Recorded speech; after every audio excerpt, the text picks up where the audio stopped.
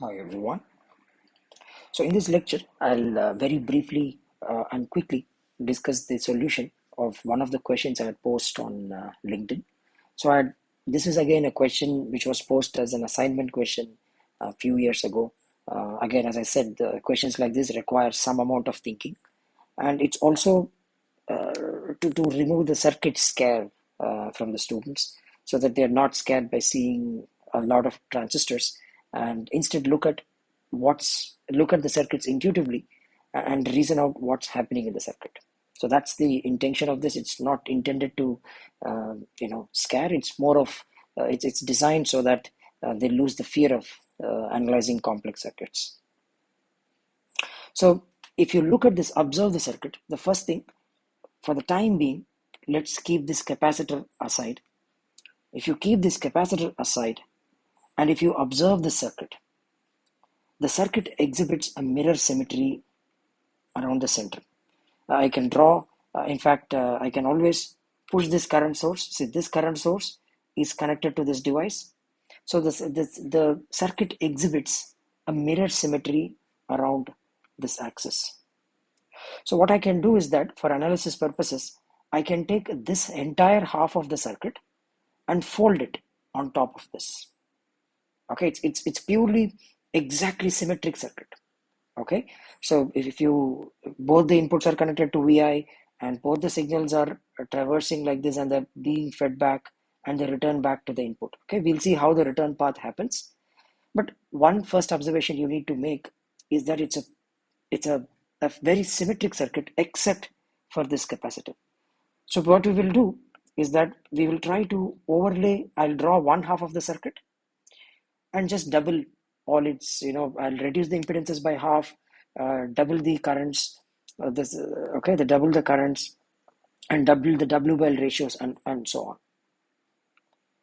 Okay. And before we do that, just I'm going to assume that you know certain results and analyze the circuits faster. So for example, this circuit here, this it's just a two transistor common source amplifier. It's an inverter amplifier. So the gain of that circuit is given by GMP plus GMN times ROP parallel RON with a negative sign. It's a common source, so you get 180-degree phase shift. And the second circuit here, this is a CMOS buffer. And the voltage gain of that circuit is approximately equal to 1. I mean, we analyzed it in the previous lecture, assuming, the GMN and GMP are the same, it will approximately be equal to 1.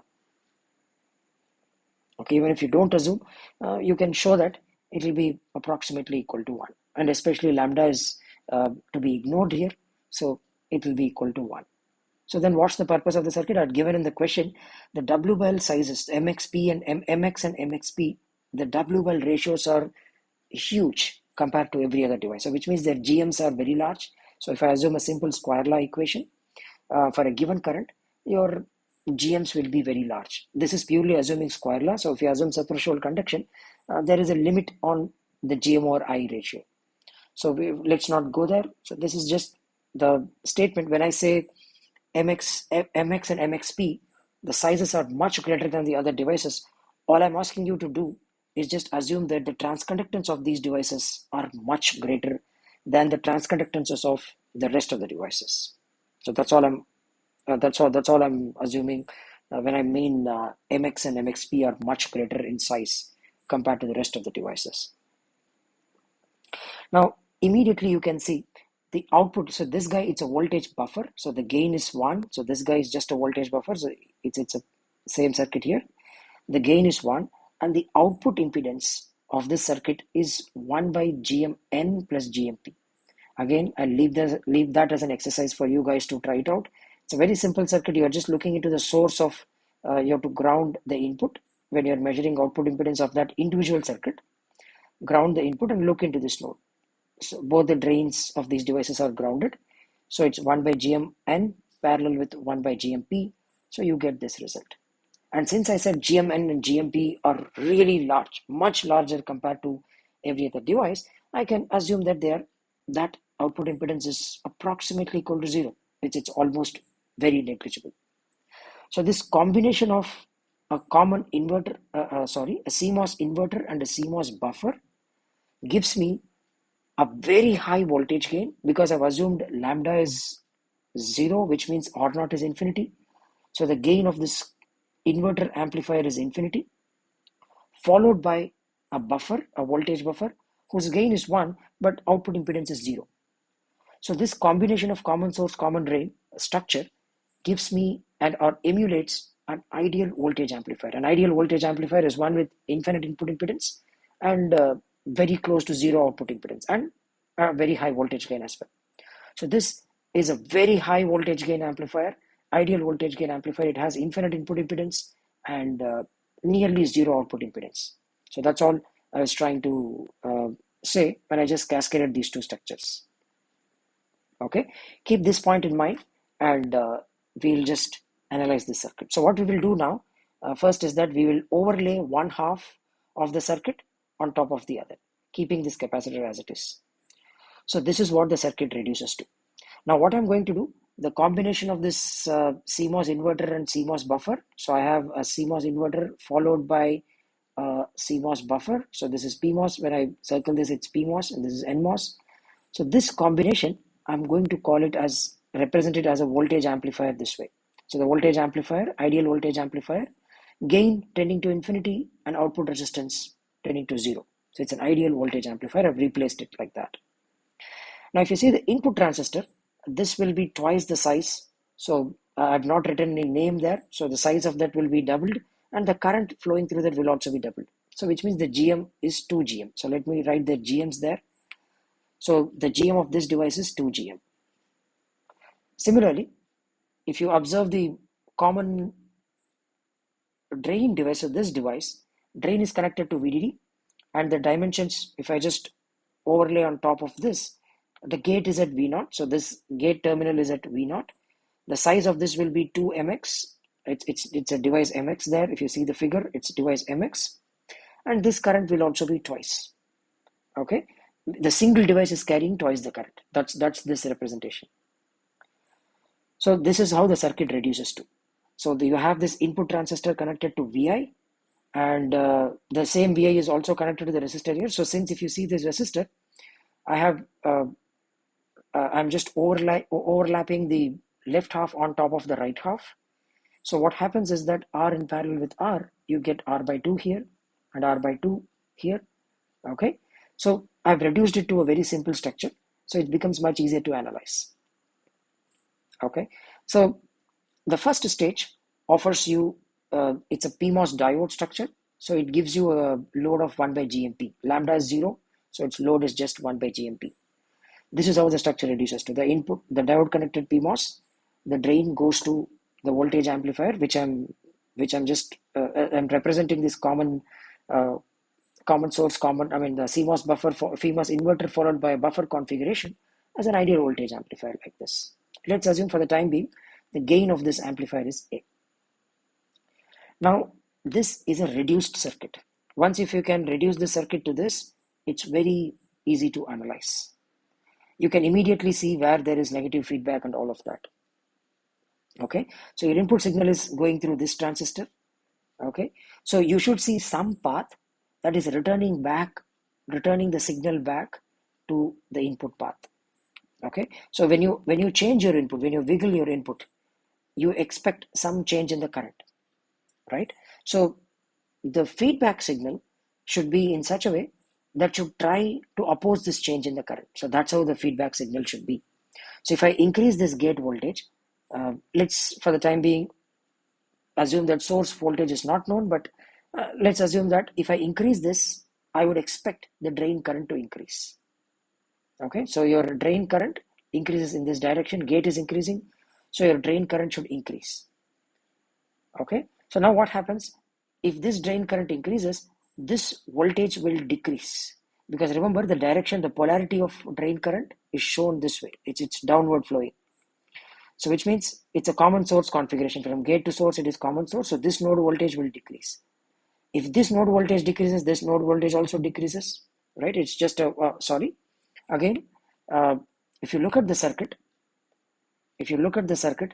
this CMOS inverter, the gain is negative. So I should write it as minus A here. So since this gain is negative and this is 1, so the overall gain of this combination is negative. So when this node voltage decreases, what would happen is that this output voltage will increase. If the output voltage here increases, it's just a potential divider to the gate voltage here. So the gate voltage will increase. Now, if the gate voltage increases, the source voltage will also increase, because this is a common drain configuration, right? Drain is constant. It's held at a fixed potential, so it's a common drain. Source will increase. Now, this capacitor is bringing the signal back to this point. So this is like a voltage division between the capacitor impedance and the impedance looking up here. Okay, there is some voltage division, but if this node increases, I can expect this node also to increase. Now, if source voltage increases, then the drain current will decrease. So meaning the drain current flowing in this direction, it will decrease. So when the drain current decreases, this node voltage will increase. Okay, I'm talking about polarities here. So you can also see it like a common gate configuration. If source is increasing, gate is at fixed potential, then the drain will also increase in voltage. So now if you look at the circuit, the input was trying to increase this, decrease this node voltage, but the feedback is trying to increase it. Okay, so that is opposing its change. So therefore it's a negative feedback circuit. So we can immediately see it's a negative feedback, and the major path where the feedback comes back is through this capacitor. If you remove this capacitor, there is no feedback in the circuit. The moment I remove this capacitor, I don't have for the output signal to couple back to the input. Okay, through some mechanism, it has to, through some path, it has to couple back to the input. There is no such path. The capacitor provides that path. Okay, this capacitor is the one that takes the output and feeds it back to the input. So this is the feedback path. The moment you identify this, it becomes extremely easy to analyze the circuit. So this is what you have to look next. Where is the feedback? What is the feedback path? How the entire loop operates. So you just have to intuitively picturize this. You don't have to analyze the circuit in detail, but if you can picturize this, that's good enough. Now the next thing, first I'll explain in detail how to analyze this, and then I'll try to look at some intuitive way of analyzing the circuit. So we'll try to draw a control system block diagram for this. Okay, so you have your input signal applied here. So this MOSFET, the transconductance of this MOSFET is GM, and the transconductance of this, it's 2GM, because current and W by L ratios are doubled. The transconductance of this MOSFET is 2GMX. Okay, so this is your output signal, and what the current that goes into the loop. So this is your feedback loop. You have to traverse this way. This is the feedback loop goes this way. Okay, so to draw an equivalent block diagram for this, what I'm going to do is I'm going to call this node voltage as the fedback node voltage. So that is the voltage which is fed back, and the drain current that's flowing in this MOSFET, the drain current, is actually GM times VI minus VF. So that's like VI minus VF is like an error signal. So that's what I've drawn here. VI minus VF is an error signal. So this here times GM. So I have to multiply it with GM. I've not shown it here, but it's understood. Let me just probably multiply this guy, the gain with GM. So times GM, okay, gets multiplied by a voltage, okay, times GM. So times GM is the current, and so let me just call A1 times A. A1 is the gain of the first stage, and the first stage gain will be 2GM times 1 by GMP. 1 by GMP is the load on the PMOS side. So I have to be a bit clear here. Since I said that I folded the device, this will also become 1 by 2 GMP. Okay, the gain will be 1 by 2 GMP. Since I think I've given the question GMN equal to GMP, I'm not sure if I remember, right? Yes, so I've said that all other devices have the same GM. It can be assumed that the PMOS devices are sized such that the transconductance is same as NMOS device. So GMN is equal to GMP. So the gain will be approximately 1 for this stage. Voltage gain is 1. So that's why I've just written it as A itself. Okay. So A here The voltage gain of the stage is 1. So again, the voltage gain of this stage is negative. If you see GM times 1, there is a negative. It's a common source amplifier. So the gain is negative. Multiplied by negative times A, you get plus A. So that's why I've written it as plus A here. Now from this node, so let's call this node as VO1. From VO1 to V0 is just a voltage divider. So Vi is constant. It's input signal directly there. So it's a constant. Vi is constant. So therefore, from V0 to V01, the feedback factor is half. The gain factor is half. Then the next thing is I need to calculate the transfer function from V0 back to the Vf. This is the feedback quantity. I need to estimate the transfer function from this point to this point. Now to do that, I can simply, the transfer function is just a common drain amplifier, V0 here, followed by some load. You just have to model what the load is accurately. So the load here, looking up, the load here is 1 by 2 GM. So this will be 1 by 2 GM, N. Okay, it's the GM of the NMOS device. So I'm just calling it GM. It's 1 by 2 GM and this capacitor. Now, if you recall from one of my previous lectures, I said whenever you're analyzing common drain amplifiers, you can just represent them as a voltage source with an impedance of 1 by GM. Okay, so this can be replaced by a voltage source of value that's the same as input V0, and the output impedance of this stage is 1 by 2 GMX. And if you look at this, these two are in series. I mean, there is a series path here. So immediately once you see these elements in series, 1 by GMX, since GMX is much greater than GM, which is given in the question, I can ignore this resistance in comparison to 1 by 2 GM. Okay, so then the circuit reduces approximately to this. So this is a simple potential divider. So you get a transfer function from V0 to Vf as here. So I'm calling that factor V0 to Vf as beta Fs, which is the feedback factor here. And that is 1 by 2 GM by 1 by SC plus 1 by 2 GM. So from that, it's nothing but a high pass filter. So if you recall, a transfer function for a high pass filter is SRC by 1 plus SRC. And here R is 1 by 2 GM. So you can directly write it as SC by 2 GM by 1 plus SC by 2 GM. So that's the transfer function. It's a high pass transfer function. Now, if you recall from our old discussions, in any negative feedback system, the loop gain is given by the forward path gain. I'll call it A of S as the forward path gain divided by 1 plus beta Fs into A of S. Now, if the forward path gain is infinity, which is the case in this example, I've taken a CMOS inverter followed by a CMOS buffer. I've said that lambda is 0, so a CMOS inverter offers you an infinite gain. Therefore, A will be infinity. The forward path gain will be infinity. The forward path gain is infinity. This transfer function approximates to just 1 by beta Fs. So it just inverts the feedback factor.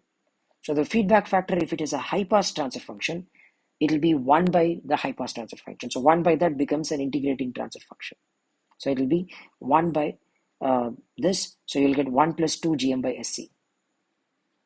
So on frequency domain, it's going to look like this. Its gain will be very high at DC, and the loop gain, when I'm writing loop gain here, it will be very high at DC. And after the frequency 2, you can show that the 0 exists for this transfer function. It has a 0 on the pole at DC. So the 0 occurs at 2 GM by C. It's a left of plane 0, and you get it at 2 GM by C. After that, the transfer function will be very close to 1. And in this question, I had specifically asked for an example where omega naught is much greater than GM by C. Since omega naught is much greater than GM by C, the transfer function's magnitude is just 1. So therefore, V naught equals Vi. That's what was expected from this question. So your output voltage will directly be equal to input voltage. So it behaves like a voltage follower. It's the same. Output will exactly be equal to the input voltage itself. Okay. So how can you say this by looking at the circuit? This is the circuit you have. How can you say V naught equals Vi? Now you have to make some small observations if you want to analyze the circuit intuitively. Okay. If you immediately identified the feedback path, so that's how most experienced designers would do. They'll just look for where the feedback is and immediately see what the feedback path is. You can recognize that this is the node where you're feeding your output voltage back to the input. Okay, so you're feeding your output back to this input at this node. So all you need to see is that I said that the forward path gain is infinity. In any negative feedback system, if the forward path gain is infinity, then it means that the error of the feedback system is 0. Okay, so which means Vi minus Vf, the feedback voltage and the input voltage will exactly be forced to be equal. The error will be 0, which means Vi and Vf will be equal. So gate and source of this device will be forced. So what does it mean? The gain here is infinity. If the gain is infinity, for the output to be finite, the output at this node should also be finite. Now you have a block with infinite gain. A block with an infinite gain, even if you apply a finite voltage, however small it can be, a very small voltage delta V, the output is still going to be infinity. So therefore, for an infinite gain amplifier to give a finite output, the input has to be 0. If the input is 0 here, then there should be no signal flowing in this circuit. I mean, there should be no drain current flowing in the circuit because the current itself has to be 0. The impedance is finite, which means the current itself has to be 0. The current is 0, the current is Gm times VGS. Since Gm is finite, the VGS has to be 0, which means Vi and Vs will track each other. Vi and Vs, the source voltage and the gate voltage will track each other. Or generally, in terms of feedback, we will say that Vi and Vf will be forced to be equal by negative feedback. Okay, so these two node voltages will be forced to be equal. Now the next question is, what is Vf? That's what you need to figure out. So Vf, if you look at this circuit, you just have to analyze only this part of the circuit. Immediately you can see that since I said this transistor's Gm is much greater compared to the other devices, so you can say that this guy is going to behave like an ideal voltage follower. So if I apply V0 here, you can expect V0 to appear at this node. And immediately you can see it's a capacitor and it's a high pass circuit. The circuit reduces to a capacitor and an impedance of 1 by 2 Gm. Okay, so and also I've given in the question for frequencies much greater than Gm by C, which means it is also greater than 2 Gm by C. Okay, so for those frequencies which is much greater than the pole of the circuit, I can directly say the capacitor will act like a short circuit. The voltage transfer function from this node to this node will be 1 directly. So the capacitor, for all practical purposes in the circuit, acts like a short circuit. Okay, and if the capacitor is shorted, then it becomes a much simpler problem to analyze. So you see, if this is V0 here, since this Gm is much greater, the whole of V0 will appear here, and negative feedback will force these two node voltages to be equal. So therefore, directly I can say Vi equals V0. Okay, so that's what I was expecting in this question. You just have to look at it intuitively and be able to predict its output. Okay, but to come to this intuition, you should have some practice. I mean, you keep analyzing more and more CMOS circuits, then you'll eventually come to this stage. Okay, one question which I think some of them had raised, what happens at lower frequencies? Okay, so I'll talk about what happens at lower frequencies, and then I'll close this discussion. Now if you look at this transfer function directly, I've written a more exact analysis for this transfer function, and I said that for exact, if you assume the forward path gain as infinity, then the transfer function looks like this. Okay, now I'll talk about any frequency which is non-zero first. So let's assume a frequency which is omega, which is greater than 0, which is not 0, it's slightly greater than 0. Okay, so that's the frequency I'm interested in. Now for omega slightly greater than 0, this is a high pass filter. A high pass filter transfer function will look something like this. On a linear scale it will look like this, logarithmic scale it will go to minus infinity, but it will, for a very high frequencies, this transfer function, because SC by 2 Gm will be much smaller than 1, will reduce to omega C. I'm writing only the magnitude by 2 Gm.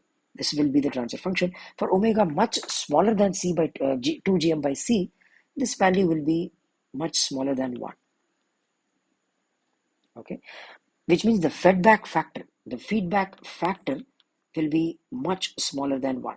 It will be very close to 0, but even if it is some finite value, let's call that epsilon, which is not equal to 0, when you multiply that by an infinite gain, the loop gain becomes infinity. Okay, so this condition 1 by beta of s holds true only if beta of s into a of s is much greater than 1, which means your loop gain has to be much greater than 1. Only then you get 1 by beta of s. Okay, so if for frequency slightly greater than 0, the feedback factor will be very small, but still nonetheless it's a finite value. Since it is finite value, when I multiply that with an infinite gain, the loop gain becomes infinity. So therefore, for any frequency, finite frequency, which is non-zero, I will get to see this behavior. I'll get to see this behavior, which will behave like an integrator for frequencies less than 2 by gm, and for frequencies greater than 2 gm by c. For frequencies greater than 2 gm by c, it will behave like a follower. Okay. Now at DC, beta becomes 0. Okay, because there is it's a capacitor. We can just look at the circuit here directly. If you see this circuit here at DC, there is no feedback. So the capacitor behaves like an open circuit. There is no feedback at all. The moment there is no feedback, this circuit is even if I change my input signal Vi here, even if I change my input signal Vi, that there will be no change because the gate to source voltage is constant, has to be constant because the current cannot change. The source is open, so current cannot change. So therefore the current will be 0. So, and the circuit will, even though the input to a circuit is 0, because the gain is infinity, the output will be some finite value, and we don't know what exactly will that finite value be. Previously, negative feedback was ensuring that that finite value will be V naught itself. Okay, but now since there is no feedback, we can't exactly say what will that value be. Okay, but let's assume that your A is a very large value. Your A is not infinity, but a very large value. You assume that CMOS inverter has a finite gain, but it's a very large value. If you do that, then 0 times that, even however large the value is, 0 times that becomes 0. So your loop gain itself becomes 0. The moment loop gain becomes 0, then the output voltage here comes to 0. If your input is 0, output will also be 0 because you have assumed A to be finite. Okay, so your A is finite. It's not infinity, it's finite. Then your output becomes 0. In that case, okay, so there is no negative feedback anymore. So it will just behave like a voltage follower. So you have an input signal Vi here that will directly appear. It will just be a voltage division between the two resistors here. So this is actually R by 2 and R by 2. So the current flowing in this branch will be Vi by R, and that Vi by R will flow through this ideal voltage amplifier. Okay, so and it won't create any voltage difference here, voltage change here, and your output voltage will come to V naught by 2. So this is under the assumption that your A is finite. If your A is infinity, you cannot say that. It will be, you cannot precisely say what that voltage will be. Okay, so how do we solve this problem? So this is the same problem you'll encounter in a popular op-amp circuit that most of us at least must have analyzed it once. So let's say we have this a non-inverting integrator. So you have a capacitor C and a resistor R here, and you have applied your input to this terminal. V naught is here. So the transfer function for this circuit is 1 by 1 plus SRC. Okay, 1 plus 1 by SRC. Okay, so you can easily analyze that 1 plus R2 by R1. So you get this transfer function.